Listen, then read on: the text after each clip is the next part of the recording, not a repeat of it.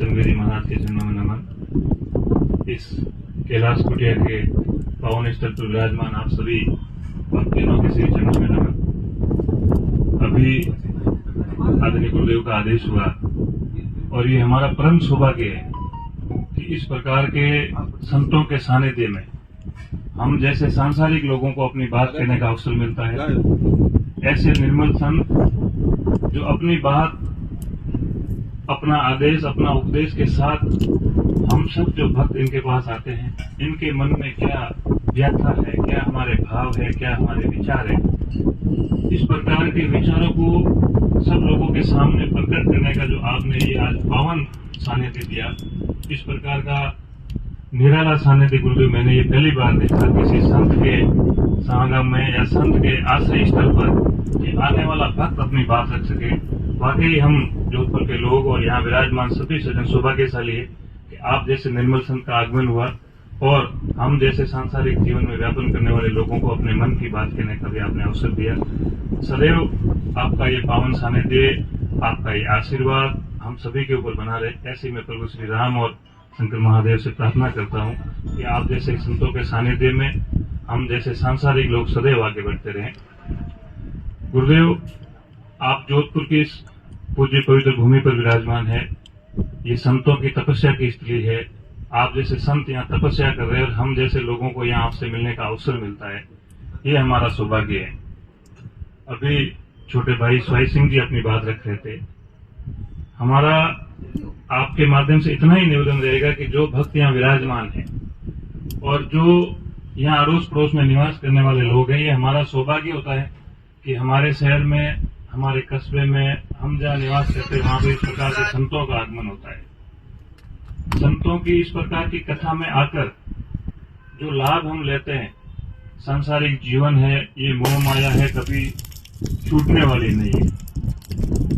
जब तक हम जीवित हैं संसार के कार्य ऐसे ही चलते रहेंगे, लेकिन इस जीवन में से ये जो अनमोल पल हम इन संतों के चरणों में आके अर्पण करते हैं और यहाँ बैठ करके जो संतों की वाणी, जो संगत, जो भजन, जो आरती हमारे कानों तक पहुंचती है, ये जो हमारे मन के कीड़े हैं, हमारे हृदय के जो अवरोधक हैं, जो हमें जीवन की सच्चाई से रूबरू होने में कहीं न कहीं बाधा उत्पन्न करते हैं, उसको मेरी नजर में दूर करने का प्रयास करते हैं। ज्यादा व्याख्या करें ऐसा हमारा कभी हैसियत नहीं है और संतों के सामने बोलना ही ये बड़ा अवसर है कि आपकी कृपा हुई और आपने इस प्रकार के आपके आशीर्वाद में यहाँ दो बात रखने का अवसर दिया। जीवन में दूसरी जगह जाते हुए एक अलग वातावरण होता है, लेकिन संतों के मंदिर में आने कर और संतों के इस प्रकार के प्रांगण में बैठने के बाद जो मन में भाव आता है, वो एक निर्मल भाव होता है, एक परिवार का भाव होता है कि किस प्रकार हम अपना जीवन यापन करें, उस जीवन यापन में आने वाली बाधाओं का किस प्रकार संतों के चरणों में आकर हम निराकरण करें। क्या हमारे मन की व्यथाएं हैं, क्या हम जो परिवार का जीवकोपार्जन चलाते हैं उसमें हमारे सामने दिनचर्या के अंदर समस्याएं आती है और उन समस्याओं से निराकरण कैसे पाए, इस प्रकार की दुविधा जब हमारे मन में होती है तो हम दौड़ करके मंदिर की तरफ आते हैं। आज हमारा सौभाग्य है कि हमारे जोधपुर में आपका आगमन हुआ, इस प्रकार का चातुर्मास आपने यहाँ किया और हम हमारे जो जीवन की दिनचर्या है उनकी समस्याओं के समाधान के लिए आपके चरणों में आए। आपका जो बताया हुआ मार्ग है उस पर हम चलने का प्रयास करेंगे और हमारी जो समस्याएं हम लेके आते हैं, आप जैसे संत महात्मा जब यहाँ विराजमान होते हैं, आपके आदरणीय गुरुदेव शिवगुरु जी के पास भी हम जब भी जाते हैं तो उनके चेहरे की एक मुस्कान देख करके हमारे मन की आधी जो व्यथाएं होती है वो दूर हो जाती है। 10 प्रकार के प्रश्न होते हैं कि बाप जी को जाके ये पूछेंगे, रोजगार ठीक नहीं चल रहा है, परिवार में कुछ ऊपर नीचे चल रहा है, कुछ परिस्थितियां जो हमारे अनुकूल नहीं है, लेकिन जब आप जैसे निर्मल संत का चेहरा देखते हैं, आपके चेहरे पे मुस्कान देखते हैं, तो आधा दर्द हमारा वहीं दूर हो जाता है। और फिर जो आपका बताया हुआ मार्ग है, आप जो हमें उपदेश देते हैं, गुरु रूपी जो ज्ञान देते हैं, उसको ग्रहण करने के पश्चात शायद ही कोई शंकाएं हमारे जीवन में रहे। इस प्रकार का मार्गदर्शन सदैव हमें संतों का मिलता है। गुरु जी के बारे में या गुरु जी के चरित्र के बारे में तो व्याख्यान कर ही नहीं सकते, क्योंकि राम रक्षा स्वरूप में कहा गया है कि रघुनाथ का चरित्र जो 100 कोटि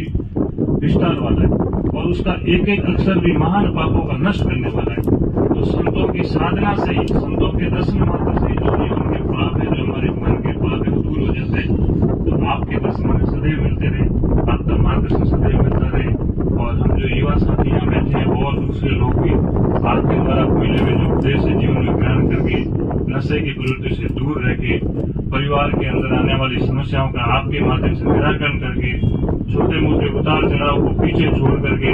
संतों के मंदिर में बैठ करके किसी भी समस्या का समाधान करने का प्रयास करें। ऐसा हम सब लोग आपके चरणों में अपनी भावना प्रकट करते हैं और आपका आशीर्वाद सदैव सभी के ऊपर बना दे।